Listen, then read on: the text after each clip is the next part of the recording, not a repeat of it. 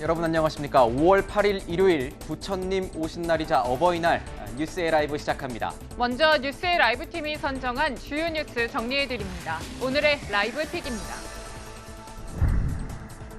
지난 대선에서 패배했던 이재명 더불어민주당 상임 고문이 조금 전 인천 계양을 국회의원 재보궐선거 이 공식 출마를 선언했습니다. 이 고문은 이 자리에서 모든 것을 던져 전국에서 과반 승리를 이끌겠다고 밝혔습니다. 안철수 전 대통령직 인수위원장도 잠시 뒤 분당갑 국회의원 재보궐선거 공식 출마 기자회견을 엽니다. 안 전 위원장은 정권교체 완성을 위해 몸을 던질 생각이라는 뜻을 밝힐 예정입니다. 취임을 이틀 앞둔 윤석열 정부가 장관직 절반가량을 임명하지 못한 채 반쪽 출범할 것으로 보입니다. 윤 당선인은 오늘 오전 부처님 오신 날을 맞아 서울 초계사를 찾았습니다. 한동훈 법무부 장관 후보자에 대한 국회 인사청문회가 내일 열립니다. 민주당은 한 후보자를 낙마 영순위로 두고 대대적인 검증을 예고하고 있습니다.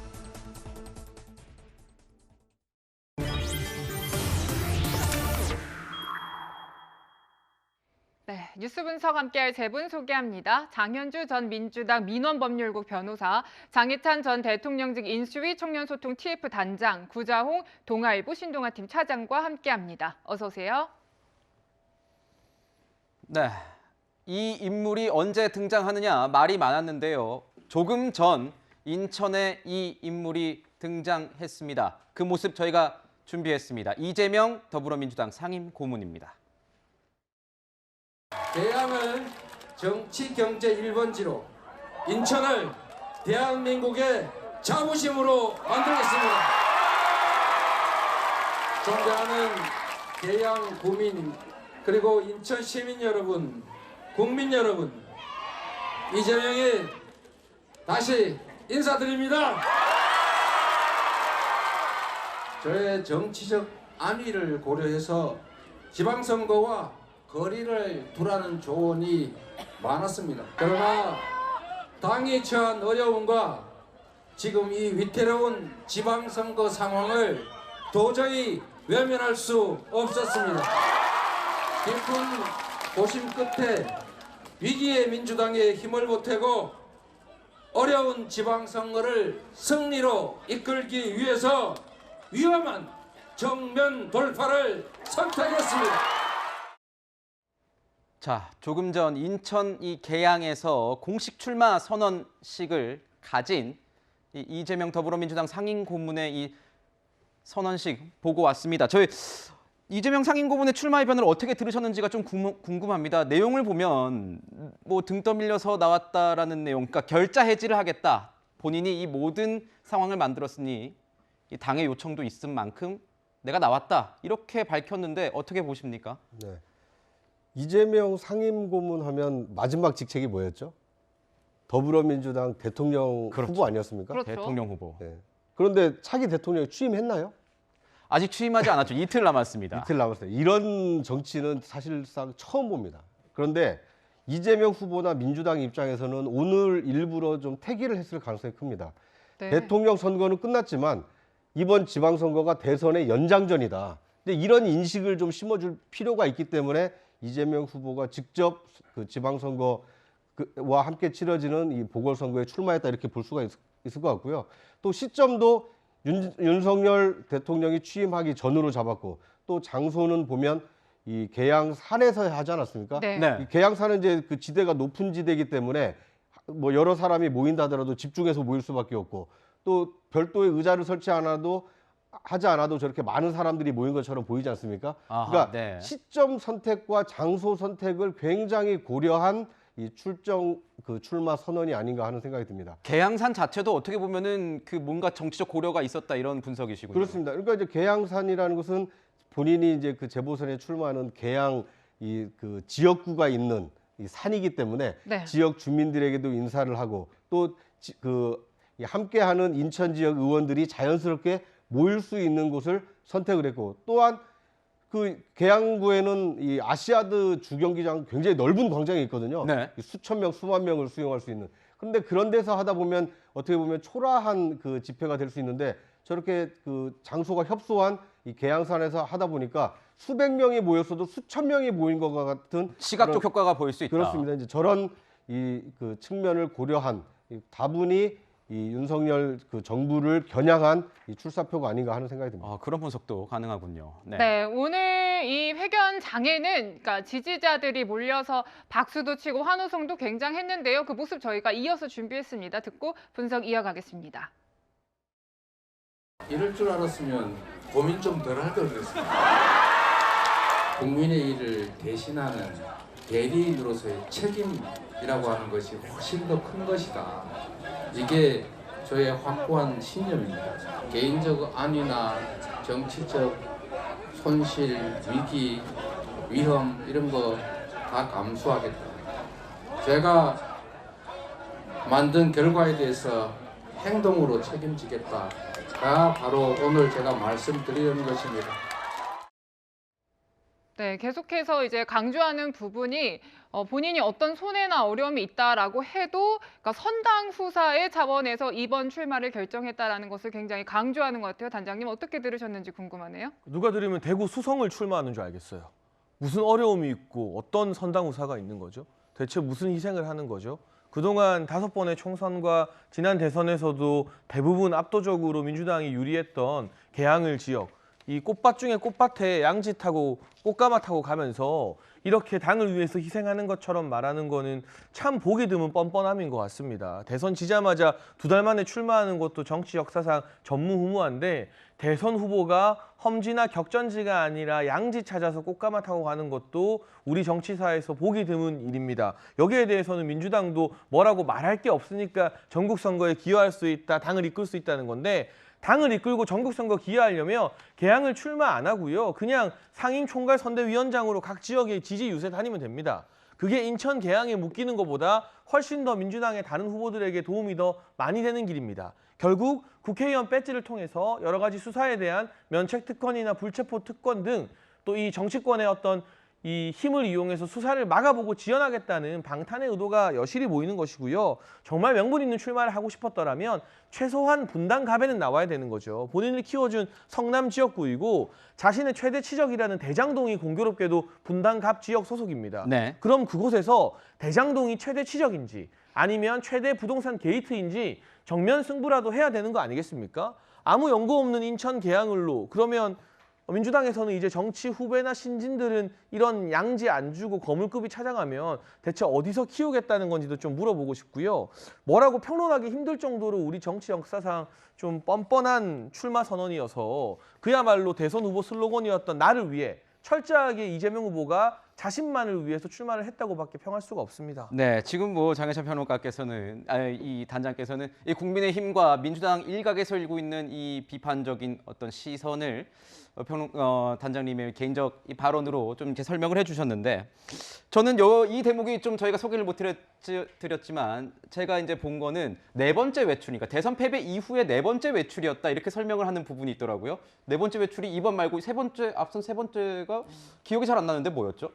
사실 이제 대선이 이제 끝난 지 한 2달 가까이 되어 갑니다. 그 동안에 이제 집 밖에서 나오지 않았다는 거예요. 네. 이제 이재명 이제 오늘 상임고문이 얘기는 본인이 죄인이다. 모든 이제 대선의 패배는 본인에게 있었기 때문에 그동안 집에서만 있고 두문불출하면서 오늘 저 개항선에 나온 것이 4번째 외출이었다. 이제 이렇게 얘기를 했어요. 네. 그럼 첫 번째가 언제였나 생각해봤더니 그때 선거운동원이 이제 불의의 사고로 이제 네. 돌아가셨던 일이 그런 있어서 일이 이제 있었죠. 조문을 네. 갔던 일이 있었습니다. 그게 이제 첫 번째로 노출됐던 외출이었고요. 사실 그동안은 알려지지 않았었는데 2번째 외출이 청와대였다는 겁니다. 청와대를 갔다고요? 예, 그렇습니다. 네. 그래서 오늘 이제 말씀을 하시기를 문재인 대통령이 네. 대선을 패배한 후에 이제 고생이 많았다. 이제 위로 차원에서 뭐 술 한잔 해주겠다 이렇게 하면서 청와대로 오라고 하셔서 네. 청와대에 다녀온 것이 이제 2번째 외출이었다라는 얘기가 그렇군요. 오늘 알려져서 굉장히 좀 화제가 되고 있습니다. 3번째는 혹시 그 이발했던 그 예. 사진인가요? 예, 아무래도 그때 이제 뭐 미용실에 가서 이제 이발하고 그때 사진 찍혔던 이제 그게 이제 3번째 외출인 것으로 보이고요. 그 다음이 오늘이 이제 저 출정식이 4번째 외출이었다. 이제 이렇게 보고 있습니다. 그렇군요. 네, 그러니까 오늘 출마 선언을 한 곳이 인천 계양을이지 않습니까, 차장님? 네. 그러니까 근데 이제 여기에 대해서 계속 얘기가 나오는 게 앞서 저희가 분석에서도 들었지만 좀 상대적으로 안전한 지역이다. 민주당이 강세인 지역을 택한 게 꽃길 가는 것 아니냐라는 비판들 나와요. 네. 그러니까 왜 인천 계양을인지에 대한 설명이 좀 더 필요하지 않을까요? 네. 그러니까 그 설명은 제가 드리기보다는 이제 이재명 후보가 선거운동 내내 설명을 하실 텐데, 그런데 오늘 두 번째 외출을 청와대에서 문재인 대통령을 만났다라는 것도 약간 의도된 발언 같습니다. 네. 그러니까 왜냐하면 지금 이제 문재인 대통령은 내일이면 이제 마지막 퇴근을 하시지 않습니까? 네. 문재인 대통령을 탄생했던 친문 지지자들의 지지를 그대로 가져와야만 그 자신도 개항갑에서 당선할 수 있고 이번 지방선거에서도 민주당이 어느 정도 승리할 수 있기 때문에, 그러니까 나는 문재인 대통령과 각을 지거나 아니면 관계가 좋지 않은 후보가 네. 아니라 문 대통령이 나의 낙선을 아쉬워하면서 불러서 이렇게 술 한잔 할 정도로 관계가 돈독하다. 이제 이런 점을 청와대에 두 번째 외출을 한 것이다라고 좀 표현을 한 것 같고요. 네. 이제 개항에 대해서는 뭐 여러 가지 그 논란들이 있습니다만, 송영길 의원이, 현직 의원이 그 송영길 의원이었거든요. 송영길 의원이 서울시장을 출마하면서 그 빈자리를 이재명 후보가 자연스럽게 그렇죠. 지금 채우고 있는 모습인데, 그런데 이번에 그 재보선이 치러지는 7곳 가운데 민주당세가 가장 높은 곳이 개항갑입니다. 네. 만약에 민주당의 당세를 전국 당세로 좀 넓히겠다, 이런 대의명분을 앞세웠다면 아마 대구 수성갑에 출마했을 가능성이 높습니다. 왜냐하면 대선에서도 30% 뭐 그 근접한 이 득표율밖에 못했기 때문에 이번 지방선거에 대구시장에서 유의미한 득표를 하고 차기 이 대선에서도 이 대구 경북에서 민주당이 더 많은 지지를 얻기 위해서 대구 경북 출신인 이재명이 대구에서 출마하겠다, 이랬다라면 얼마나 이 당을 위한 이 출마다, 이런 명분이 컸겠습니까? 그런데 왜 개항을 갔을까? 뭐 이 지금 나온 해석으로는 역대 선거에서 민주당의 지지세가 가장 강했기 때문에 가장 안전한 선택을 한 거 아니냐, 이런 해석에서 자유롭기는 좀 어렵지 않나 하는 생각이 네, 듭니다. 민주당의 지지세가 가장 강한 지역은 개항을, 그리고 만약에 이 대구의 수성갑에서 나와서 당선되는 모습을 보여줬다면 아마 이재명 이 상임 고문으로서도 조금 더 명분을 챙길 수 있지 않았을까, 이런 분석까지 같이 해주셨습니다. 이재명 상임 고문은요, 대선 기간에 정치 끝내기엔 너무 난 젊다, 이렇게 얘기한 바가 있습니다. 보시죠. 저는 정치 끝내기에는 아직 너무 젊어요. 동네에서 아이고 제가 바로 그 사람이야, 이런 손가락질 받고 싶지 않아요. 네, 아까 말씀드리면서 수성갑이 아니라 수성을이라고 정정을 좀 해드려야 될 것 같습니다. 자, 지금 보면요, 단장님, 그래서 이런 거예요. 복귀의 시점 2개월 어떻습니까? 국민의힘 측에서는 이걸 어떻게 지금 바라보고 있는 겁니까? 근데 뭐 일각에서는 국민의힘에서 저격 공천해야 된다, 자객 공천해야 된다는 이야기도 나오고 검토되고 있는데요. 네. 사실 저는 자객이 필요 없을 정도로 이재명 상임고문이 스스로 지금 내상을 입고 있는 것 같아요. 설령 이 압도적으로 유리한 개항에서 당선된다 하더라도 이건 대선 주자가 취할 수 있는 행보가 아니거든요. 네. 정치인은 당장의 실리보다도 이 대승적인 명분이 중요합니다.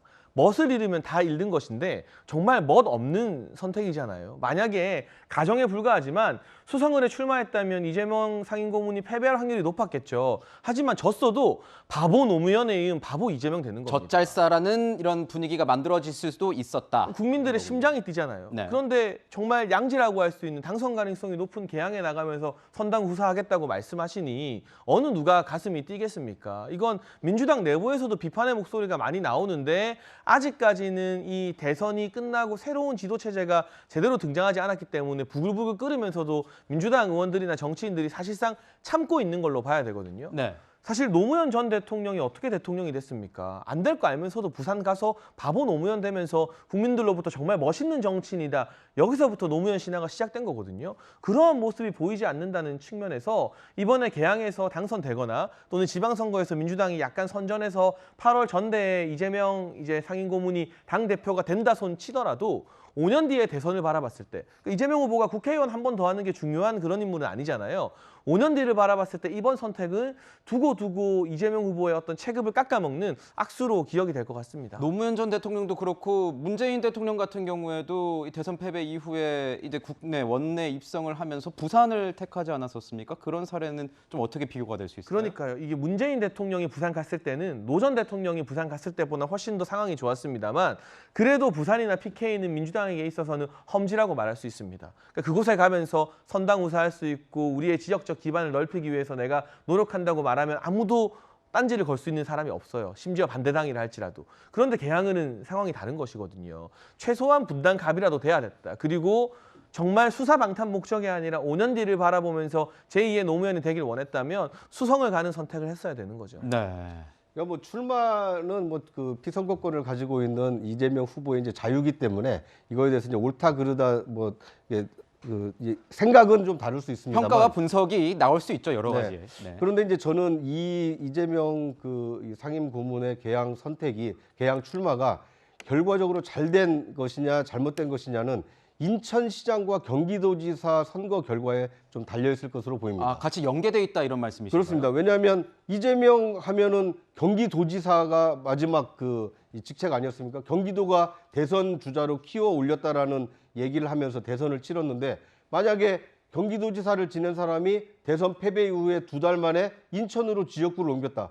그러면 경기도민들이 봤을 때는 그 경기도에서 키웠더니 인천도 잘 살게 해주려고 갔겠구나 이렇게 생각을 하겠습니까? 아니면 좀 쉬운 지역으로 골라갔나? 근데 저는 이제 이 인천 시민들이 이번 그 재보선에서 어떤 평가를 내리느냐 그리고 경기도민들이 이재명 떠난 경기도 후임 이 김동연 후보에 대해서 얼마만큼의 지지를 보내느냐 그리고 이재명 후보가 온 인천시장에서 박남춘 민주당 후보에 대해서 인천 시민들이 얼마나 많은 지지를 보내느냐 이런 결과들이 모두가 이재명 이 재보선 그 출마와 연동돼 있다 이렇게 보여집니다. 네. 네, 이런 출마를 놓고 이제 비판과 잡음이 좀 이어지지 않을까 싶은데 사실 측근들 사이에서도 이번 출마를 놓고 여러 가지 걱정과 고민이 있었던 것 같습니다. 일단 관련한 김남국 의원의 목소리 저희가 준비했습니다.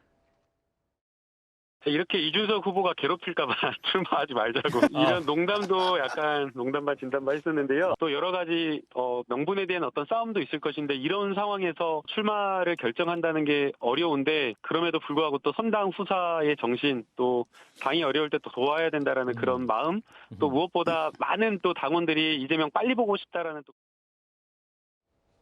네, 뭐 이준석 대표 얘기를 콕 집어서 했는데 사실 이런 얘기 나오고 바로 이제 이준석 대표가 SNS 통해서 공격하는 글들을 올리기도 했고요. 그것도 그렇지만 이제 민주당 내부의 목소리를 제가 여쭤보고 싶어요. 박영선 전 장관 같은 경우도 이 출마에 대해서 원칙과 공정 앞에 더 혼란한 마음이다. 뭐 이 시대의 노무현은 찾기 힘든 모양이다. 이런 글을 공개적으로 올렸는데 민주당 내부 분위기 어떤지 또 변호사님의 생각도 어떤지도 궁금합니다.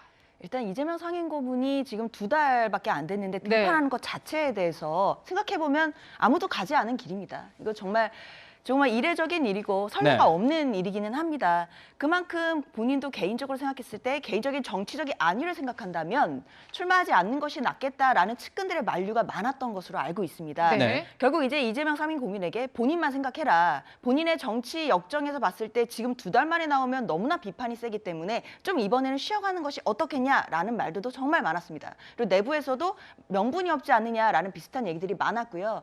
근데 결국에는 지난 금요일 비대위에서 결정을 했습니다. 결국에는 당이 어렵다. 당이 너무나 위기 상황이고 이번 지방선거도 정말 어렵고 여러 가지 상황이 안 좋으니 우리가 이재명 상임고문은 민주당 입장에서는 가장 큰 지금 정치적 자산입니다. 지난 대선에서 0.73%로 대선을 이제 석패를 했고 그리고 1,600만 표라는 국민의 지지를 받은 그럼 민주당의 입장에서는 가장 큰 정치 자산이기 때문에 네. 당을 위해 나서달라라는 게 이제 그 비대위의 결정이었던 것이고 네. 그러면서 사실 개항을에 출마하는 것만 요청한 것이 아니라 이번 지방선거 또 그 재보궐선거에서 총괄 상임선대위원장을 맡아서 전국적인 선거를 같이 도와달라 이런 취지의 결정을 한 것입니다. 그렇다라고 한다면 사실 이재명 상임고문으로서는 개항을을 본인이 선택했다라기보다는 당에서 전국적인 선거도 맡아야 되니까 개항을 지역을 주면서 좀 뭔가 요청을 한 것을 좀 선당후사의 정신으로 좀 네. 정면돌파로 받아들인 걸로 좀 그렇게 일단 해석은 하고 그렇게 있습니다. 해석할 수 있겠군요. 그럼 일각에서 이런 얘기가 나오는 건 어떻습니까? 이런 지적이 있죠. 이 뭐 법인카드 사적 유용 의혹에서 지금 이재명 고문과 함께 부인 이 김혜경 여사도 피의자로 특정이 됐다 이런 보도들 나오고 있습니다. 이런 상황이니까 원내 입성하려는 것 자체가 이 수사를 막기 위한 어떤 방탄용 아니냐 이런 얘기가 나오고 있지만 상임 고문 측에서는 그런 것 아니다 반박하고 있는 상황입니다. 변호사님께서 보시기에는 어떻습니까? 솔직히 그런 입성했을 때 그런 특혜는 있긴 있거든요. 그렇죠. 일단 이걸 두 가지로 봐야 될 것 같아요. 네. 지금 일단은 지난달 4월 달에 있었던 압수수색이었습니다. 그 최근에 있었던 건 아니었고요. 네. 지난달에 있던 압수수색 영장에 이재명 상임고문과 김혜경 씨가 이제 피의자로 그 혐의 사실에 기재가 돼 있다는 것인데요. 사실 그 부분은 압수수색 영장은 말 그대로 이제 수사기관이 이제 검찰이 청구를 해서 그러니까 검찰이 이제 법원에 청구해서 받아서 이제 하는 압수수색 영장인데 그렇죠. 그 부분은 사실 그 국민의힘에서 고발을 할 때 피고발인으로 이재명 상임고문과 그 김혜경 씨가 다 들어 있었기 때문에 그 고발인들을 일단 적시해서 넣은 거다. 일단 이렇게 밝히고 있고요. 네. 일단 압수수색 영장의 피의자로 적시가 되어 있다고 해서 그것이 바로 공소장으로 뭐 들어가는 것이 아니라 수사를 이제 진행을 해서 실체 관계를 밝히는 일들이 많이 남아있기 때문에 그 부분만 가지고 아직 무슨 혐의가 나왔다라고 보기엔 좀 부족할 것 같습니다. 네. 그리고 두 번째로 당연히 원내에 입성하게 되면 국회의원들이 가지는 불체포 특권이 있습니다. 네. 그렇지만 이제는 국민 여러분들께서 국회에서 방탄국회 하는 거 절대 용납하지 않으시고요. 그래서 최근에 있었던 민주당 이상직 의원이나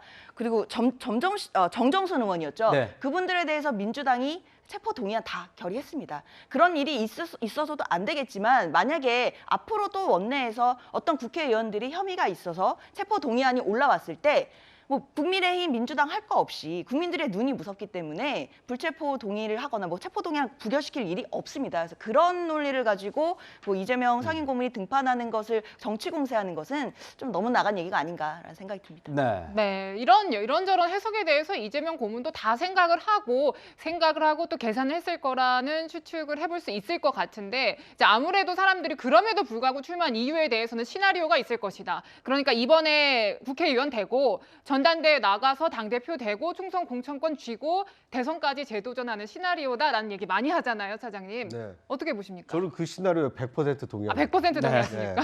왜냐하면 이재명 후보가 대선에서는 졌지만 정치인으로서 정계를 은퇴할 만큼 내상을 입지는 않았거든요. 네. 그러니까 0.74%의 근소한 표차로 낙선을 했기 때문에 차기 대선에 한 번 더 도전할 수 있는 어떤 정치적 역량, 이것은 국민들로부터 어느 정도 인정을 받았다. 네. 이렇게 볼 수가 있습니다. 그런데 이제 문제는 패배한 대선 후보의 경우에는 상당히 많은 어려움을 겪을 수밖에 없습니다.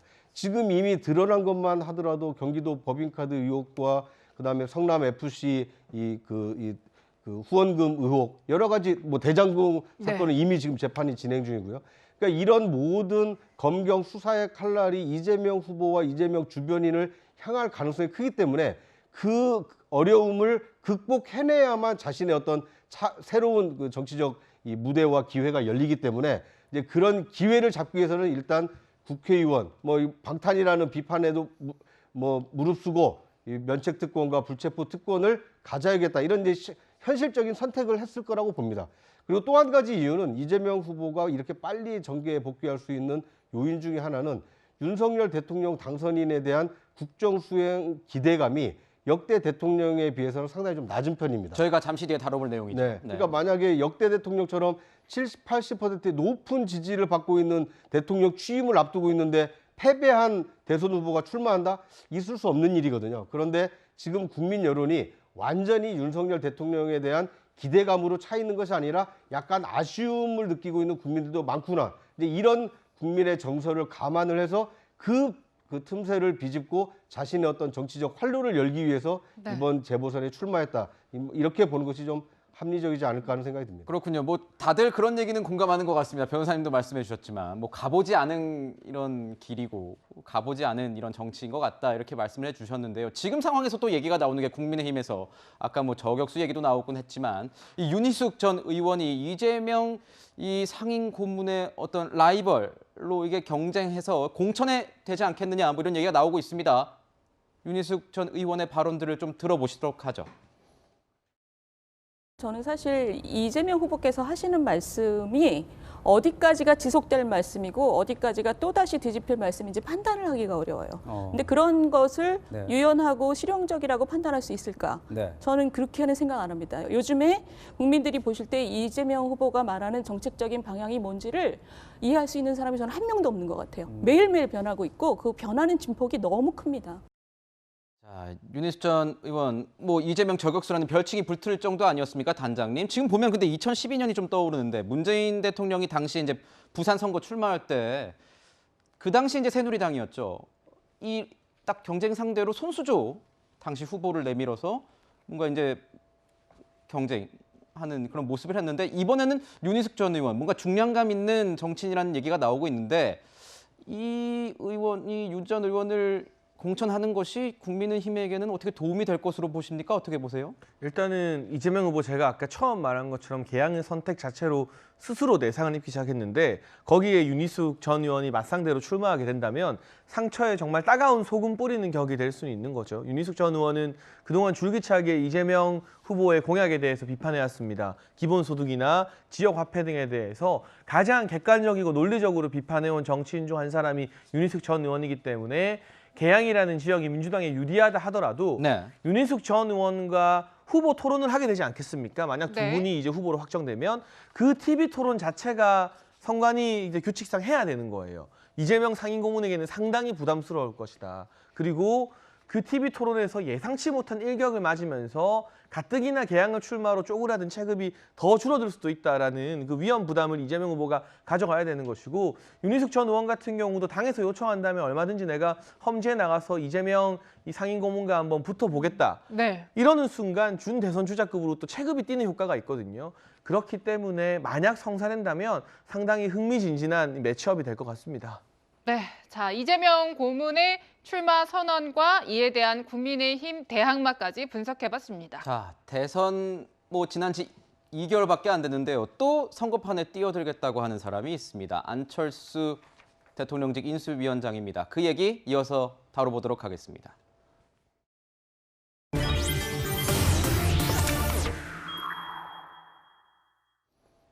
네, 우선 바로 안철수 위원장이 이번 선거에 나서겠다 이렇게 뜻을 밝혔는데 그 모습부터 보고 이야기 나누도록 하겠습니다. 저는 분당갑뿐만 아니라 경기도를 포함한 수도권의 선거 승리를 위해서는 제 몸을 던질 생각입니다. 출마를 할 때 자신과의 후보가 연고가 있는 곳에 출마를 하는 것이 기본적인 정치인으로서의 상식이자 도리입니다. 안랩의 경영자로 있을 때 판교에 사옥을 지었습니다. 지금 이렇게 굉장히 크게 한국이 실리콘밸리가 되게 됐죠. 자, 변호사님 여쭤볼게요. 이재명 상임고문 같은 경우에는 왜 꽃가마 타고 나오냐 이런 지적이 나오는데 분당갑 지역도 사실은 어떻게 보면 국민의힘 쪽에서는 뭐 꽃가마 타고 출마하는 것이다라는 지적이 나올 수 있는 그런 곳 아니겠습니까? 그래서 일각에서는 인천 계양에서 붙어야 한다 이재명 상임고문과 이런 얘기도 나오는데 어떻게 보세요? 이 출마의 변 이렇게 나서겠다라고 하는 게 어떻게 읽히십니까? 저는 안철수 위원장이 개항을이던 분당갑이던 일단 나오시는 것 자체가 무슨 명분인지 잘 모르겠습니다.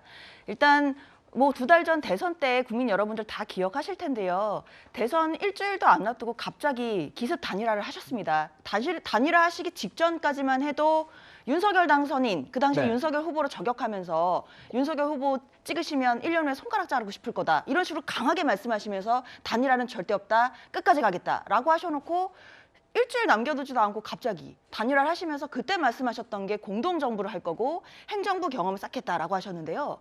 지금 인수위원장 인수위원회가 거의 마무리되는 시점에 보면 공동정부의 약속은 지켜지지 않았고 행정부에도 참여를 못 하셨죠. 그리고 항상 말씀하시는 게 다당제의 소신이 있다고 하셨습니다. 그런데 합당하셨습니다. 국민의힘과. 그리고 이제 국민의힘의 딱지를 붙이고 다시 이제 출사표를 던지고 나오시겠다는 건데 그럼 말씀하셨던 평생의 그 다당제라는 소신은 어디로 갔는지 그것은 이제 지역구가 어디이냐 분당갑에 연고가 있냐 사실 이것과는 전혀 관계없이 애초에 다당제라는 명분은 왜 갑자기 버리신 건지에 대해서 제가 정말 묻고 싶다. 그리고 안철수 위원장이 처음에 정치를 시작하셨을 때 말씀하셨던 그 새정치라는 거 네. 그게 도대체 무엇이었는지 국민 여러분들은 아직도 혼란스러우실 것 같습니다. 네, 오늘 오후 2시 30분에 국회에서 이 출마 기자회견을 공식적으로 연다고 하니까요. 그 내용도 저희가 메인 뉴스에서 전해드릴 수 있도록 하겠습니다. 네, 자 안철수 위원장이 이 출마와 함께 계속 강조하는 부분은 이재명 고문과 맞대결하고 싶다 이런 얘기하고 있습니다. 그 목소리 준비했습니다. 이재명 고문이 바로 이곳에 와서 저하고 함께 대결을 해서 정말 이 대장동 문제를 포함해서 국민들의 심판을 받는 게 올바른 정치인으로서의 태도다. 네, 그러니까 이제 분당갑에 이재명 고문이 나와야 된다라는 주장을 하고 있는 건데요, 차장님. 네. 근데 또 역으로 국민의힘 내부에서 다른 목소리 나오는 게 안철수 위원장이 인천 계양을로 가서 붙어야 된다라는 얘기들이 나오나 봐요. 네. 그러니까 맞대결이 정말 중요한 것이라면 이재명 후보가 오늘 먼저 출사표를 던졌으니까 이제 2시간 남지 않았습니까? 네. 그러니까 이재명 후보가 분당에서 하는 것이 정치적 도리에 맞지만 계양으로 갔으니 내가 이재명 후보를 꺾기 위해서 계양으로 가겠다.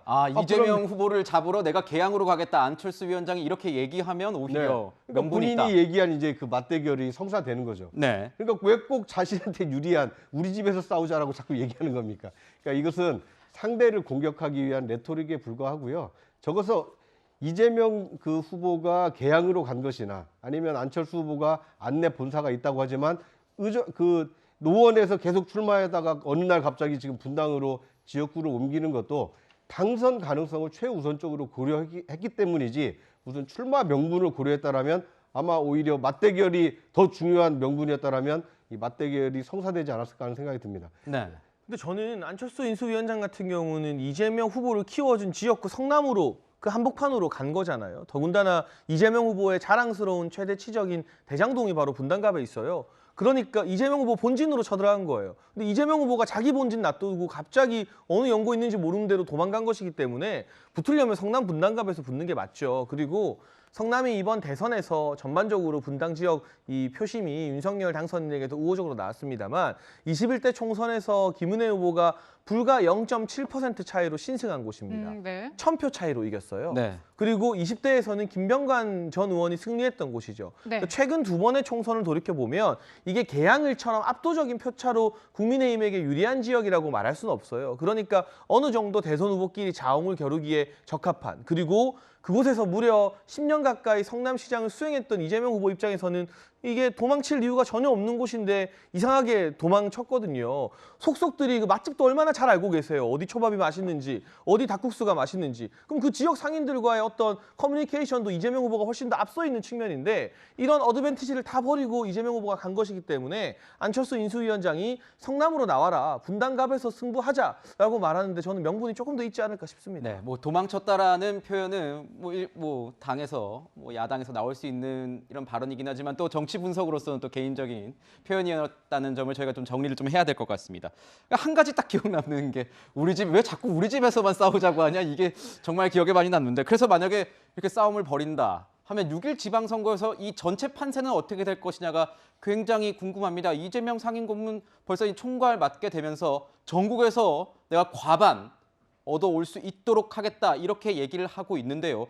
지난 저희가 지방선거 얘기를 조금 해보면은 이 상황이 어떻게 이어질지를 조금 짐작할 수 있지 않을까 싶습니다. 지방선거 지금 24일 남았는데 4년 전에는요 민주당이 압승을 했습니다. 지금 지도를 보면 14개 지역에서요 민주당이 모두 석권을 했고 당시 자유한국당에서는 대구시장, 경북지사, 그리고 무소속으로 원희룡 제주지사가 당선이 된 바 있습니다. 차장님. 네. 자, 어떻게 매직 넘버가 8이냐, 9냐, 그러니까 17개 중에서 8개를 가져오느냐, 9개를 가져오느냐 서로 얘기가 많은 것 같은데요. 네. 판세를 어떻게 보십니까? 예측하십니까? 그러니까 저는 기준을 2018년 지방선거로 하면은 좀 오류가 많이 날 것 같고요. 오류가 날 것 같다. 저 때는 문재인 대통령 취임 1년 뒤에 치러졌기 때문에 민주당에게 굉장히 유리한 선거 지형이었고요. 지금은 한 달 뒤 아닙니까? 취임 이후 한 달 가까이. 그렇죠. 그렇기 때문에 저는 기준을 3월 9일 대통령 선거에서 광역단체장이 10곳에서는 윤석열 후보가 앞섰고 7곳에서는 이재명 후보가 앞섰거든요. 네. 그러니까 10대 7 구도였는데 이것이 과연 10대 7이 어떻게 변하느냐, 이거에 따라서 어느 정당이 승리했다 이것을 좀 판가름할 수 있을 것 같습니다. 네. 만약에 10대 7이 9대 8로 바뀐다라면 국민의힘은 하나의 광역단체를 잃게 되는 것이고 민주당은 한 곳을 더 얻는 것이기 때문에 이재명 이 출마가 어느 정도 이 선거 승리를 가져오는데 기여했다 이렇게 볼 수 있을 것 같고요. 네. 오히려 10대 7이 아니라 11대 6, 12대 5 이렇게 바뀐다라면 이재명 고문의 출마에도 불구하고 대선보다도 오히려 더 못한 결과를 가져왔기 때문에 결과적으로 지방선거는 민주당에게 좀 더 안 좋아졌다 이렇게 판가름을 할 수 있을 것으로 보입니다. 결국 이번 지방선거의 결과가 민주당 우리 이재명 이 상임고문의 어떤 정치적 운명과 함께 할 것이다 이렇게 보시는 건가요? 그렇습니다. 이거 앞서 말씀드린 대로 경기도지사를 지냈고 이번 대선에서도 경기도에서는 약 5% 정도 이재명 후보가 앞섰습니다. 이제 이런 과거 그리고 대선 결과만 놓고 보면 이번 지방선거에서는 이재명 후보와 후보 단일화를 했던 김동연 후보가 약간 신승하거나 아니면 앞설 수 있다. 이런 예측이 가능한데 이 결과가 어떻게 될지 좀 지켜봐야 될 것 같고요.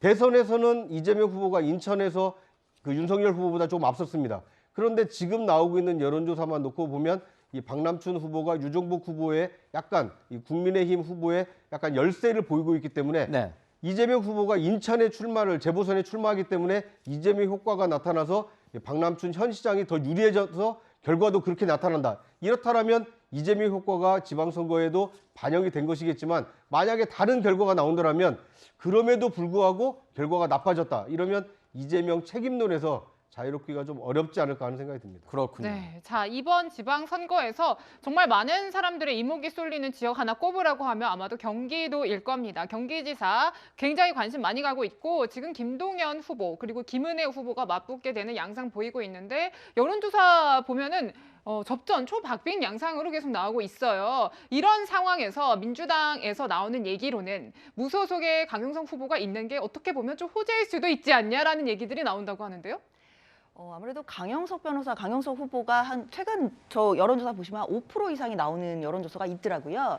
사실 만약에 혹시라도 김은혜 후보와 강영석 후보가 단일화를 하게 된다면 사실 저 합쳐지게 된다면은 김동연 후보와 더 접전세가 될 것이기 때문에 그런 부분에서는 국민의힘도 고심이 좀 될 것 같긴 합니다. 하지만 이제 강영석 후보에 대해서는 강영석 후보를 같이 단일화를 하게 되면 뭐 중도층의 표심을 잃을 수도 있다라는 또 고심도 국민의힘에서는 같이 하고 있을 것이기 때문에 이 자체로도 굉장히 고민이 되는 지점일 것 같긴 하지만 근데 강영석 후보 같은 경우에는 그래도 어느 정도 단일화 가능성을 좀 열어두는 인터뷰를 하긴 했었어요. 네. 그렇지만 김은혜 후보도 선뜻 지금 단일화를 얘기하지 못하고 있는 상황인 것 같아요. 아무래도 중도층의 표심을 좀 고려하는 것 같은데요. 그런 부분에서는 아무래도 강영석 후보가 완주를 해주는 것이 이제 민주당으로서는 더 유리할 수 있겠지만 또는 단일화를 한다고 해도 또 중도층의 표심을 또 뺏어오는 경우가 될 수 있기 때문에 또 그런 부분에서도 뭐 민주당으로서는 김동연 후보가 충분히 가능성이 있다라고 생각하고 있습니다. 차장님께서 어떻게 보십니까? 이번 주가 분수령이 될 것이다. 어떤 분수령이냐? 이재명 이 상임고문이 출마 선언을 인천에서 한 만큼 경기도민이 어떻게 이 경기도 판을 바라볼 것이냐가 이번 주에 정해질 것이다. 이렇게 말씀해 주셨는데 그렇다면 이번 주 여론조사 결과가 굉장히 중요한 건가요? 이 경기도 그렇습니다. 그러니까 오늘 지금 그 이재명 후보가 인천 출마를 공식 선언했기 때문에 이것이 이제 인천 시민들에게도 어느 정도 영향을 끼칠 것이고요. 또 경기도민들에게도 어느 정도 영향을 끼칠 가능성이 있다고 봅니다. 그리고 이틀 뒤면 윤석열 대통령이 취임을 하고 이제 청와대가 개방이 되면서 이 많은 국민들이 청와대를 이제 관람할 수 있게 되거든요. 그러니까 윤석열 시대가 열리는 것과 이재명 후보가 졌지만 잘 싸웠다라는 여론을 등에 업고 재보선에 2달 만에 등판하는 것, 이것이 맞물려 돌아가는 여론이 이번 주에 이제 형성이 될 가능성이 크기 때문에 더더군다나 경기도와 인천시 이 두 지역의 이 시민들의 여론, 도민들의 여론이 어떻게 바뀌느냐가 앞으로 지방선거 결과에 큰 변수가 되지 않을까 하는 생각이 듭니다. 그렇군요. 경기도 선거도 굉장히 이런 면에서 굉장히 중요할 것 같은데요, 변호사님. 하여튼 이 전체 선거판에서 이재명 이제 상임고문이 정말 뭐 과반석권을 이끌면서 정치적으로 굉장히 뭐 화려한 복귀를 할 수도 있는 것 아니겠습니까? 만약에 그렇게 된다면 민주당 입장에서는 마냥 좋은 겁니까? 왜냐하면 어떤 5년이라는 시간이 남았습니다. 차기 대선 5년 남았다. 그런데 새로운 스타를 키워낼 수도 있는 시간인데 어떻게 보면 지난 대선에서 패배했던 패장을 다시 소환해서 당을 이끌게 한다. 이런 면에서는 일부 뭐 민주당 지지자들 사이에서는 좀 옳지 않은 것 아니냐 이런 생각할 수도 있을 것 같은데요. 근데 사실 뭐 대선급 거물주자로 정치인이 성장하는 것은 뭐 본인이나 또는 뭐 당에서 억지로 성장시킨다고 되는 건 좀 아닌 것 같습니다. 여지껏 되게 유명했던 그런 거물급 정치인들이 성장했던 과정들을 본다면 사실 어떠한 우연한 기회로 또는 이제 국민들의 어떤 막강한 지지를 기반으로 해서 성장을 해오는 것이지 뭐 이재명 상임고문이 이번 지방선거에서 좋은 성적을 내고 뭐 당에서 당권을 장악해서 그것으로 간다 난다고 해서 뭐 민주당이 뭐 이재명의 사당이 되는 것도 아니고 네. 그러기에는 당원들도 많으시고 그리고 우리 민주당에는 이재명 후보 말고도 다른 또 많은 정치들이 계시기 때문에 네. 뭐 이재명의 사당이 될 것이다 이런 우려는 걱정하지 않으셔도 될 것 같고요. 다만 이번 지방선거는 국민의힘에게 좀 더 유리한 판이긴 확실합니다. 일단 이제 내일 모레면 우리 윤석열 당선인이 취임하시게 되고 네. 그리고 이제 청와대도 개방하게 되고 그다음에 5월 21일에 바이든 그 이제 대통령의 한미 정상회담이 우리나라에서 있게 될 겁니다. 여러 가지 호재들이 있기 때문에 그렇다라고 한다면 이번 지방선거의 사실 성적에 대해서는 국민의힘과 윤석열 당선인이 훨씬 더 부담이 될 것입니다. 근데 그에 비해서 만약에 지금 민주당 입장에서는 이 지방선거가 어렵다는 전제에서 시작하는 것이고 그래서 또 이재명 상임고문도 불러낸 것이기 때문에 지금은 뭐 선거에 이기면 어떻게 될 것인가를 이런 거 생각할 때가 아니라 어떻게 하면 국민에게 진정성 있게 다가가서 진짜 절체절명의 심정으로 선거에 더 하나라도 더 승리할 수 있는 걸 마련하는 그런 초석을 마련하는 게 중요한 시점이다 이렇게 생각이 듭니다. 네. 네. 자, 두 번째 순서에서는 이제 24일 남은 지방선거 소식 짚어봤습니다. 자, 취임 이틀 앞둔 윤석열 당선인 이야기 계속 이어가도록 하겠습니다.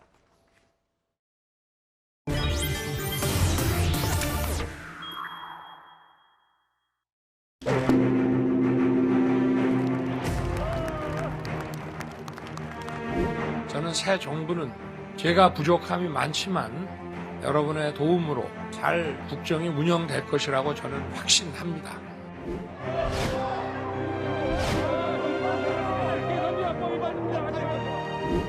불공정과 몰상식이 기준이 돼버린 내각 인사 참사, 대검찰청 부속실이 되어버린 대통령 비서실의 인선,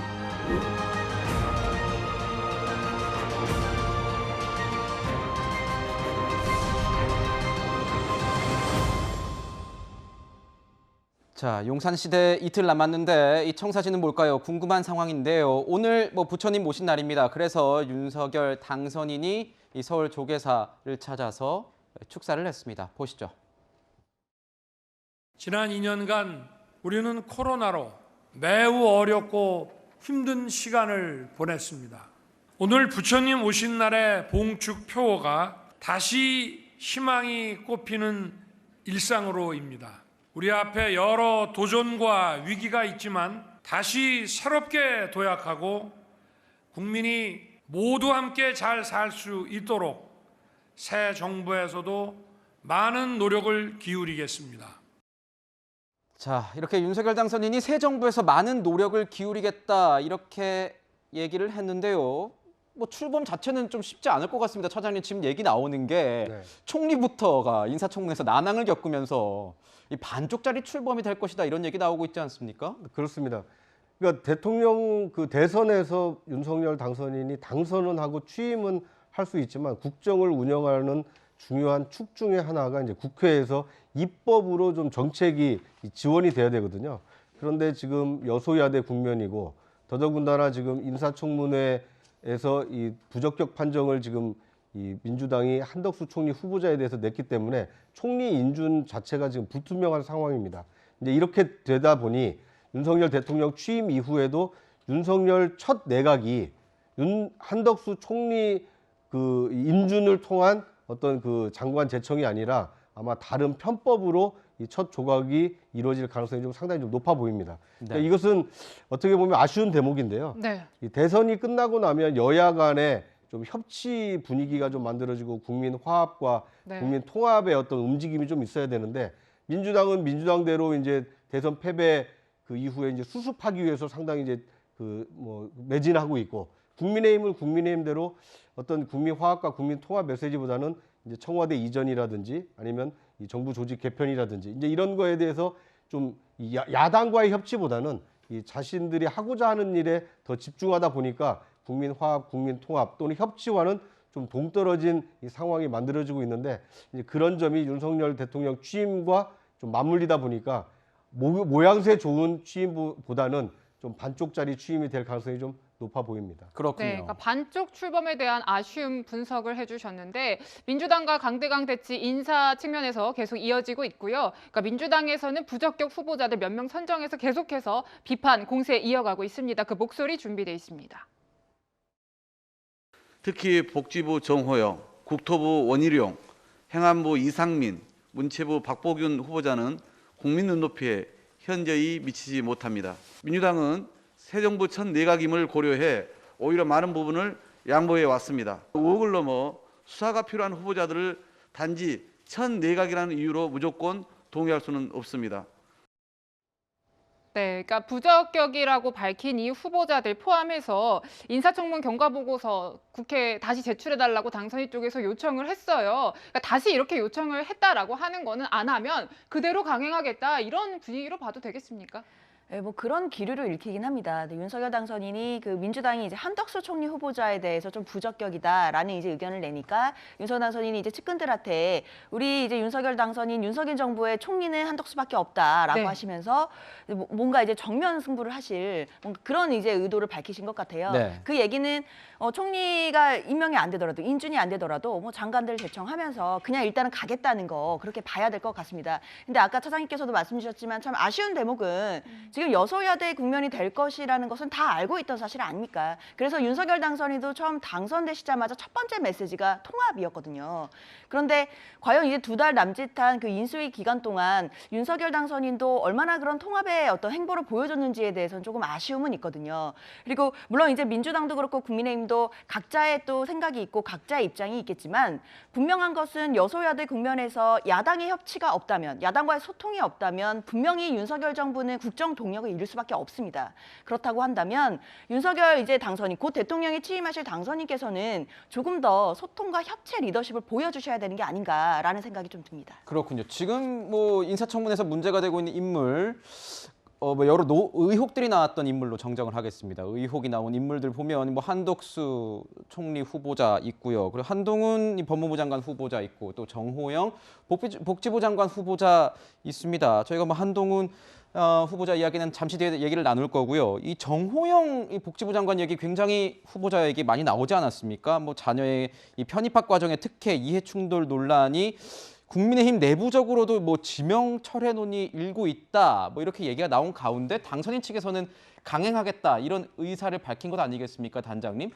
양측의 그러니까 당선인 측과 이 국민의힘 측의 의사 분위기 잘 아실 것 같은데 두 측이 약간 조금 다른 이견을 보이는 상황입니까? 어떻게 봐야 돼요? 당연히 서로 다른 의견이 있을 수 있죠. 무슨 전제주의나 공산주의 국가도 아니고. 네. 그런데 민주당과 완전히 다른 점이 민주당에서 조국 전 장관 임명 강행한다고 할 때 누가 방송에서 이거 부적절하다고 말하거나 당대표나 원내대표가 공식적으로 부적절 의견을 청와대에 전달한 적이 있나요? 없었잖아요. 뭐 저 보잘것없는 사람이지만 인수위 직함 달고 방송에서 공개적으로 정호영 후보자는 이 새 정부에 부담이 되는 것 같다 여러 차례 말씀드렸고 네. 이준석 당대표, 권성동 원내대표 모두 공개적으로 또는 비공개적으로 부적절 의사를 당선인 측에 전달했다고 밝혔습니다. 이게 바로 민주당과 국민의힘이 보이는 차이점이라는 생각이 들어요. 다만 최종 인사에 대한 판단, 결정권은 당선인에게 있는 것이고 이게 한덕수 총리 인준부터 시작해서 전체적인 초기 내각 구성에서 당선인이 구상한 국정 비전이 있을 겁니다. 네. 거기에 대해서 이게 포기할 수 있는 카드인지 또는 이걸 어쨌든 강행해서 밀어붙여서라도 성과로 국민들에게 나중에라도 좋은 점수 받을 자신이 있는 것인지 여기에 대한 선택과 책임은 오롯이 이제 대통령과 대통령 비서실의 몫이 되는 것이거든요. 그렇지만 국민의힘에서는 대통령 당선인 측에서 지명한 후보라고 해서 무조건 결사옹위하는 그런 모습은 보이지 않고 있다는 점. 이것이 지난 정부의 가오에서 국민의힘이 배운 점이다, 차이점이다라는 말씀을 조금 드리고요. 저는 민주당과 이 대통령 당선인 측이 서로 한 발씩만 양보하면 좋겠습니다. 네. 민주당 같은 경우는 지금 한동훈 장관 후보자 문제 때문에 사실상 한덕수 총리 후보자 인준을 거부하고 있는데 이건 연계해서 거론될 사안이 아니에요. 네. 그러니까 한덕수 후보자에게 크나큰 결격 사유가 없다면 노무현 정부에서도 총리하신 분인데 인준을 하는 게 맞고요. 그리고 당선인 측에서는 그렇다고 해서 이제 김인철 교육부 장관 후보자를 제외한 모두를 다 강행하겠다는 것 말고 특별히 뭐 제가 앞서서도 거론했지만 국민 눈높이에 있어서 다른 의견이 많이 나오는 분에 대해서는 이건 민주당 말 들어주는 게 아니라 국민의 말을 듣는다는 관점으로 접근하면 어떨까? 서로 한 발씩 양보하면 국민들께서 보기 좋은 그림으로 초기 내각이 구성될 수 있을 것 같다는 생각이 듭니다. 네. 네, 이제 내각 구성은 좀 지켜봐야 될 것 같고요. 자, 이제 취임식 코앞입니다. 이런 시점에서 이제 많은 분들 관심 갖는 부분, 김건희 여사의 활동입니다. 그러니까 얼마 전에 이제 구인사를 방문한 것에 대해서도 많은 보도들이 나왔고요. 또 최근에 SNS에 동물 보호 관련 글을 올렸다가 삭제를 사퇴를 하긴 했지만 이 부분도 관심을 많이 받고 있습니다. 관심이 많은 만큼 이런저런 얘기들 나오고요. 저희가 얼마 전에 전해드렸던 외교부 공관 방문 관련해서도 이야기가 사라지지 않고 계속 언급이 되고 있는데 그 목소리를 저희가 좀 모아봤거든요. 한번 들어보시죠. 내가 사진을 하나 입수했는데 이 사진 어디서 났어? 김건희 씨가 공관에 갔다가 전화 잘라야 되겠구만. 그 나무 맞지? 자기네 공관 가봤잖아. 아니 진짜 어디서 났어요 이거? 비밀이야. 자르라고 했다는 말은 사실이라고 자기도 들었지. 어딘가에서. 아니 저도 저 나무가 없으면 좋겠네요라는 말을 했다는 말을 들었어요. 물론 자르란 말이죠. 그러니까 탁현민 비서관과 방송인 김어준 씨의 대화, 그러니까 방송 얘기를 좀 들었는데요. 사실 이 부분에 대해서는 계속해서 허위 사실이다, 강경 대응 예고하고 있고 뭐 법적 책임 물을 것이라는 얘기들까지 나온 상황이에요, 차장님. 그럼에도 불구하고 이런 이야기들 계속해서 나오는 이유는 뭐라고 보십니까? 네. 그러니까 이제 지금 저 얘기를 하는 사람들은 확실한 근거가 있다라고 그 신념에 찬 얘기를 하고 있는 것 같아요. 그리고 인수위 측에서는 그런 사실이 없다. 그리고 그 공관을 관료하고 있는 외교부에서도 사실관계를 확인해 보니 그런 얘기를 한 적이 없다. 이렇게 지금 해명을 하고 있거든요. 네. 그런데 이렇게 당사자들 간에는 이견이 있을 수밖에 없습니다.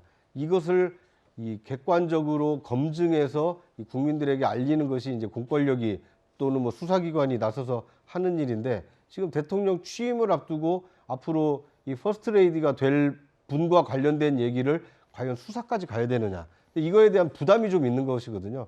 그러다 보니까 분명히 공관에 가서 저런 얘기를 했다라고 믿는 분들은 끊임없이 김건희 여사의 어떤 앞으로의 이 행보, 그리고 어떤 그 국정에 대한 어떤 개입 그 여지를 의심하기 위해서 확대 재생산하고 있는 것이 아닌가 하는 생각이 듭니다. 그런데 저는 오히려 이제 이게 예방주사가 될 수 있거든요.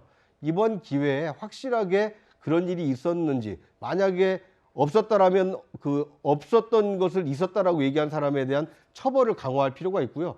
만에 하나라도 그런 얘기를 한 사실이 있다라면 이런 것조차도 많은 국민들께서는 거부감을 가지고 있으니 앞으로 퍼스트레이디의 처신에 좀 조심해야 된다. 이런 좀 예방적으로 받아들이면 어떨까 하는 생각이 좀 듭니다. 자, 예방주사 얘기를 하셔서 그런데 지난주에 이 여론조사 결과 많이 보셨을 겁니다. 김건희 여사가 이 취임식, 윤석열 당선인 취임 이후에 어떤 행보를 보였으면 좋겠느냐.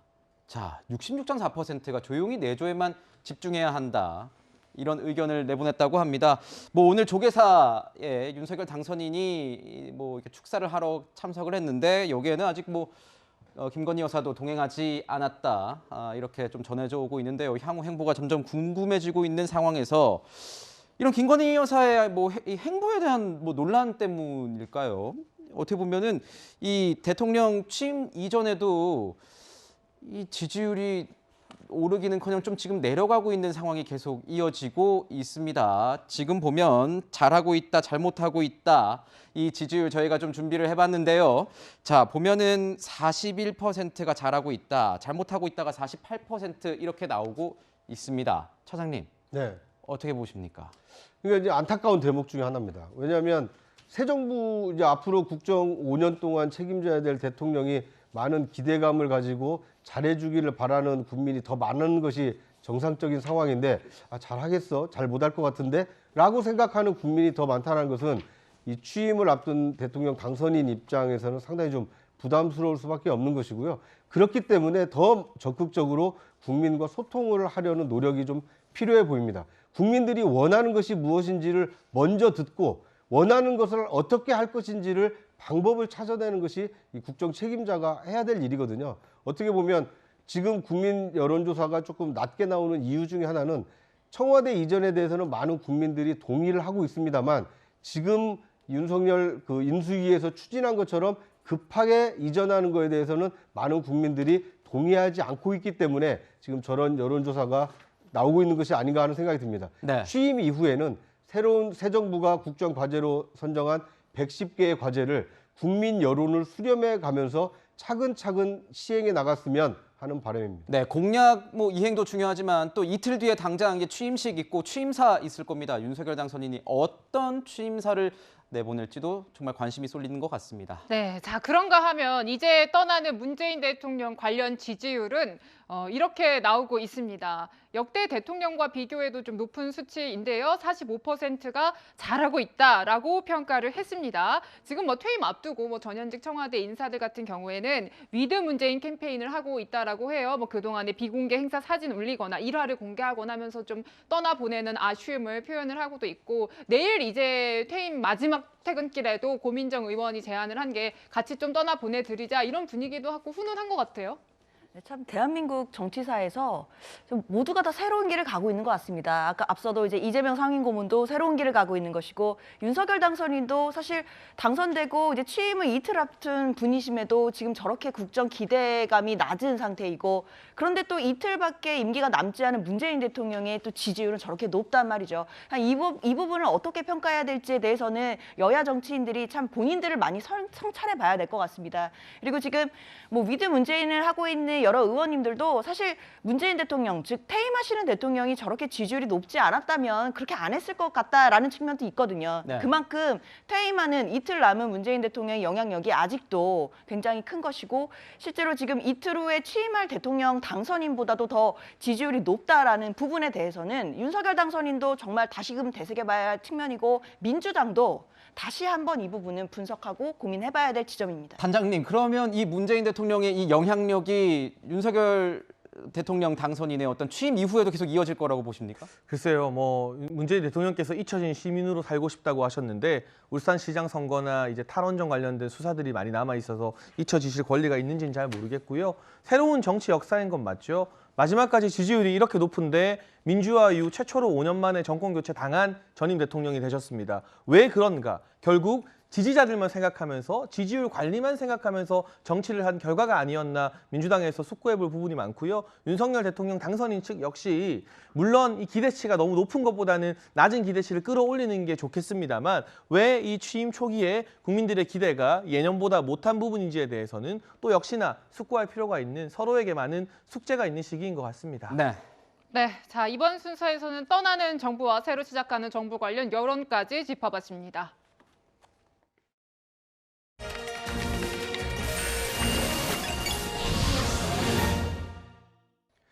1년 전 민주당은 올해 6월부터 이 국회에 올라오는 모든 법안을 최종 심사하는 이 법사위원장직을 국민의힘에 넘기기로 합의했습니다. 민주당이 2020년 총선에서 압승한 뒤 이 국회의 관례를 깨고 18개 상임위원장직을 모두 독식하는 입법 독주를 하자 여론의 역풍이 불었기 때문입니다. 그렇던 이 민주당이 이제는 전임 지도부가 권한 밖의 일을 한 것, 야당목 운운하며 이 합의 파기를 공언하고 있습니다. 정권은 내줬지만 입법 권력만큼은 내놓을 수 없다는 뜻으로 보입니다. 아무리 인간이란 존재가 망각의 동물이라곤 해도 이렇게 손쉽게 합의를 까먹어선 안 되는 것 아닙니까? 검찰 수사권 완전 박탈, 검수완박의 강은 찬찬히 살핀 뒤 조심스럽게 건너가 달라고 법조계는 물론 이 야당, 학계, 시민단체들이 모두 한 목소리로 주문했건만 도리어 쫓기듯 불이 나게 건너가 버렸습니다. 문재인 대통령은 마지막 국무회의 시간마저 조정하면서 이 검수완박법을 직접 공포했습니다. 74년 형사사법체계는 이렇게 제대로 된 토론 한 번 없이 18일 만에 바뀌었습니다. 법사위원장 자리를 정치적 신이 도의를 벌이면서까지 유지하려는 건 또 다른 검수완박법을 강행하겠다는 의지가 아닌지 묻지 않을 수 없습니다. 중국 주나라 정치가 강태공이 강가에서 빈 낚시로 세월을 낚았던 건 대업, 큰 일을 이루기 위해서는 이 조급함이 아닌 기다림이 필요했기 때문입니다. 하지만 정치권 강태공들이 억지와 강행의 한가운데 서면서 어느새 우리 국민은 분열과 분노의 강, 그 한가운데 서 있습니다. 지금까지 하나요 뉴스였습니다.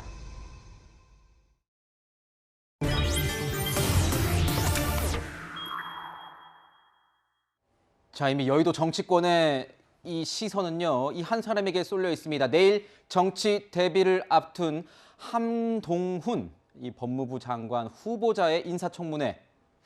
그 전에 한동훈 후보자가 어떤 이야기를 해왔는지 저희가 좀 모아봤습니다. 보시죠. 없는 죄를 만들어서 덮어 씌우는 것은 민주국가에서 절대로 있어서는 안 되는 일입니다. 그런데 말입니다. 그거 정확하게 이 정권이 저한테 한 일 아닌가요? 그리고 없는 죄를 만들어서 덮어 씌우는 것만큼 있는 죄를 덮어 주는 것도 절대 해서는 안 되는 일이라고 생각합니다. 이제는 지난 5년간 무슨 일이 있었길래 이렇게 명분 없는 야반 도주구까지 벌여야 되는지 국민들께서 많이 궁금해하실 거라고 생각합니다. 자, 이런 발언들이 모여져서 그런지 윤석열 당선인을 지지하는 이 지지자들 층에서는 뭐 사이다 발언이라고도 하지만 뭐 민주당 측이나 이 반대하는 뭐 다른 진영에 있는 분들 같은 경우에는 너무 발언 수위가 세다 이런 얘기도 있습니다. 차장님 보시기에 내일 당장 인사청문회인데요. 한동훈 후보자가 어떤 뭐 스탠스를 가지고 입장을 가지고 나올까요? 어떤 분위기가 좀 연출이 될까요? 궁금해요. 네. 그러니까 뭐 그건 이제 한동훈 후보자의 이제 답변 태도에 달려 있을 텐데요. 네, 그 태도가 좀 궁금해요. 네. 그런데 이제 저는 이 개인 한동훈은 좀 잊어야 된다고 생각을 합니다. 네. 국무위원이라는 것은 말 그대로 국민 전체를 위해서 이 대표 일꾼이 되는 자리거든요. 더더군다나 자신이 전문성을 가지고 있는 이 법무부의 수장이 되는 것이기 때문에 물론 개인의 어떤 도덕적 검증을 야당 의원들이 아주 집요하게 할 겁니다. 그거에 대해서는 국민들이 지켜보고 있다는 생각으로 성실하게 답변을 해서 이 국민들이 수긍할 수 있게 얘기를 하면 되는 것이고요.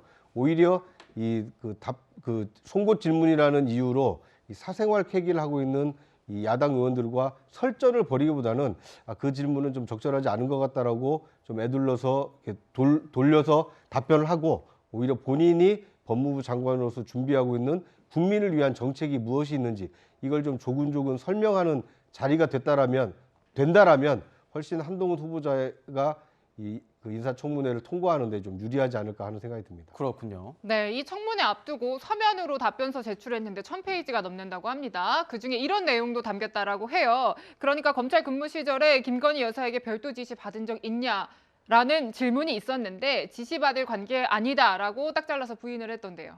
네, 그렇습니다. 그 대선 기간에 화제가 되었던 김건희 씨, 그 김건희 여사 녹취록이 있었는데 거기에 보면 내가 한동훈이한테 전달하라고 하겠다. 뭐 이런 식의 얘기들이 많이 나오고 그리고 뭐 한동훈 검사와 그 당시 이제 검사와 이제 김건희 씨가 여러 차례 이제 연락을 주고받는 얘기들 이제 이런 것들이 전해졌기 때문에 혹시 한동훈 검사가 뭔가 김건희 씨에게 뭔가 지시를 받은 게 있었던 거 아니냐라는 의혹이 있었던 것이었는데요. 이제 그거에 대해서 한동훈 후보자는 이제 답변에서 김건희 여사에게 지시받은 적도 없고 네. 지시받을 관계가 아니었다라고 하는데 사실 저거는 크게 근거가 되진 않을 것 같아요. 그러니까 지시를 받은 적이 없다라고 하면 왜 없는지에 대해서 말씀하셔야 되는데 지시받을 관계가 아니었기 때문이다. 이거는 별로 이유가 되지는 못하죠. 왜냐하면 지시받을 관계였으면 당연히 지시받는 건데 민주당에서 의혹을 삼는 것은 지시받을 근거가 아닌데도 지시받았다는 의혹이 있으니까 그 부분을 해명해라 이 부분인데 단순히 그냥 그런 관계가 아니었다라고 하는 것은 아직 적절한 해명은 아니라고 보고 있기 때문에요. 아무래도 이제 내일 있을 청문회에서 이 부분도 쟁점이 될 것 같긴 합니다. 네, 그렇군요. 자, 법적인 문제가 또 계속 이어질 것 같습니다. 유시민 전 노무현 재단 이사장 관련된 이 소송 취하할 생각이 없다 이런 입장을 밝혔는데요. 장해찬 단장님. 전 이런 생각도 듭니다. 왜냐하면 법무부 장관이라는 거는 뭐 재판에 개입할 수는 없겠지만 법을 다루는 입장 아니겠습니까? 그런데도 이 뭔가 소송을 계속해 가겠다. 나와 관련된 소송을 계속해 가겠다. 이런 입장을 밝힌 것에 대해서 일각에서는 좀 너무하지 않냐 이런 얘기도 나오는 것 같은데요. 어떻게 보세요? 이렇게 이유를 밝혔습니다. 대충 타협하면 다른 힘없는 이 국민들을 상대로 이런 일들이 반복될 것이기 때문에 나는 유시민 전 이사장에 대한 이 소송을 취할 생각이 없다. 이렇게 밝혔거든요. 그러니까 진짜 너무한 건 어떤 사람이냐면요. 아무 죄 없이 기소도 안 당했는데 연달아 좌천 나가 있는 끈떨어진 힘없는 검사에게 지속적으로 가짜뉴스와 유언 비어로 왜곡하는 그런 공격을 가했던 사람들이 너무한 사람들인 거죠. 대표적인 게 방송인 김어준 씨나 유시민 작가 아니겠습니까? 그런데 이제 법무부 장관 후보자로 지명이 되었다고 해서 어떠한 제대로 된 사과도 받지 않고 고소를 취하해주게 되면 언제든지 이와 같은 나쁜 사례들이 발생하고 말 것입니다. 그리고 유시민 작가 같은 경우는 사과문을 올렸다가 또 법정에서 나오는 길에 한동훈 후보자 개인에게 잘못한 게 아니고 사과하는 게 아니다라는 알 수 없는 취지의 말도 했거든요. 네. 그렇기 때문에 용서를 해주고 싶어도 상대방이 진심 어린 사과를 하고 반성을 해야 용서를 해주는 것이지 지금 그렇지 않은 상태에서 자칫 이 섣부르고 값싼 용서가 나쁜 가짜뉴스를 퍼뜨려도 된다는 잘못된 인식을 남겨줄 수 있다는 점을 한동훈 후보자가 고려하고 있는 것 같고요. 사실 가짜뉴스라던가 팩트체크 안 된 유언 비어 등에 대해서 엄정한 대처를 해야 한다고 더 많이 주장하는 정당은 민주당입니다. 언론중재법이나 이런 부작용이 있는 법안까지도 밀어붙이는 정도였기 때문에 한동훈 후보자가 언론을 상대로 고소하거나 유시민 작가에 대해서 고소를 취하지 않는 부분을 민주당이 지적할 그러한 논리는 없어 보입니다. 네. 그렇군요. 네, 지금 이 한동훈 장관 후보자 청문회를 놓고 민주당에서 보이콧 할 수도 있었다라는 얘기들 나왔거든요. 왜 그러냐 하면요. 바로 이 장면 때문입니다. 동장님, 자세를 똑바로 해주세요. 네. 수감기관입니다. 네네. 윤석열 정의는 너무나 우리 윤석열 총장 사랑은 어려움이 느낄 때 선택적 정의라고 생각합니다. 저는 그렇게 생각하지 않습니다. 그것도 선택적 의심 아니십니까? 과거에는 안 그러셨지 않습니까? 과거에는 저에 대해서 안 그러셨지 않습니까? 네, 자 윤석열 당시 검찰총장 지금 대통령 당선인이 됐습니다. 한마디로 때릴수록 커질 수도 있다. 이 걱정이 한동훈 후보자에게도 있다라는 거예요, 차장님. 그렇습니다. 그러니까 이제 근거 있게 때리면 오히려 이 맞은 사람에게 피해가 갈 텐데 근거 없는 어떤 인신공격성 이 질문이라든지 아니면 그거에 대한 어떤 주장 이런 것들이 반복이 된다라면 오히려 이 하나의 여럿 중에 한 명의 국무위원인데 이걸 뭐 지금 벌써 소통령이라는 얘기가 나오고 이 왕 장관이라는 얘기가 나오지 않습니까? 이제 그만큼 공격이 오히려 부메랑이 돼서 그 사람을 어떤 정치적 역량을 키워주는 효과가 있기 때문에 인사청문회는 말 그대로 그 사람이 그 국무위원으로서 일을 할 만한 자격이 있는 사람이냐, 그만한 도덕성을 갖추고 있느냐 이것을 검증하는 자리가 돼야 되지 그 사람과 또는 그 사람 가족 또는 이 자녀의 어떤 그 이 도덕적 문제 근거가 있다라면 충분히 비판하고 문제 제기를 할 수 있지만 근거 없는 인신공격성 질문은 좀 자제할 필요가 있지 않나 하는 생각이 듭니다. 네, 자 이제 내일 열리는 한동훈 장관 후보자 인사청문회에서 어떤 공방 오갈지는 지켜봐야 될 것 같고요. 세 분 말씀은 여기서 마무리하도록 하겠습니다. 감사합니다. 저희는 60초 뒤에 다시 돌아오겠습니다.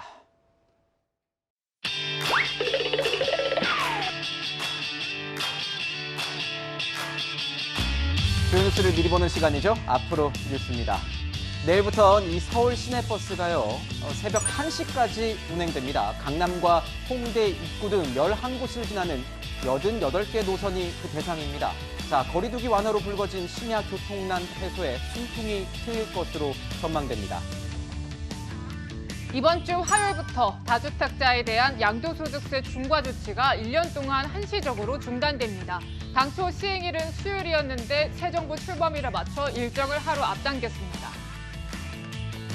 네, 작년 55세로 별세한 영화배우 강수연 씨의 연결식이 이번 주 수요일에 치러집니다. 인연을 맺었던 영화인들이 장례위원회를 구성했고 장례는 영화인장으로 진행됩니다. 공직선거법 위반 혐의를 받고 있는 이상직 무소속 의원에 대한 대법원의 최종 판결이 목요일에 나옵니다. 앞서 1심과 2심은 징역 1년 4개월에 집행유예 2년을 선고했습니다. 자, 홍앵커 보면 오늘이 어버이날이자 지금 부처님 오신 날 아니에요? 네, 그렇죠. 이런저런 계획 세우신 분들 많을 것 같은데 아침에 출근할 때 보니까 하늘 표정은 좀 흐렸어요. 네, 그렇습니다. 기온은 어제보다 낮아지는데요. 서울 낮 기온 20도로 어제보다 3도가량 낮아서 선선하고요. 대구 21도, 부산 19도로 어제보다 4도에서 6도 정도 낮겠습니다. 4도에서 6도가 낮다고요? 네. 아, 미세먼지나 이 자외선 상황도 굉장히 궁금한데요? 네, 전국 미세먼지 농도가 좋음에서 보통으로 쾌적합니다. 자외선은 대체로 어제보다 덜 강하겠지만 부산 등 경남 해안은 매우 높은 수준을 보이겠습니다. 아, 그렇군요. 이어서 이번 주 날씨도 좀 종합해 주시죠. 네, 내일부터는 다시 낮더위가 찾아와서요. 서울은 25도까지 오릅니다. 이번 주 내내 한낮엔 초여름 날씨가 예상되고요. 수요일과 목요일은 경남과 제주도에 비 소식이 들어 있습니다. 네. 오늘 뭐 어버이날이니까요. 부모님께 전화 한 통 드리는 것도 좋을 것 같습니다. 저희가 준비한 소식은 여기까지입니다. 일요일엔 뉴스A 라이브입니다. 네, 시청해주셔서 감사합니다.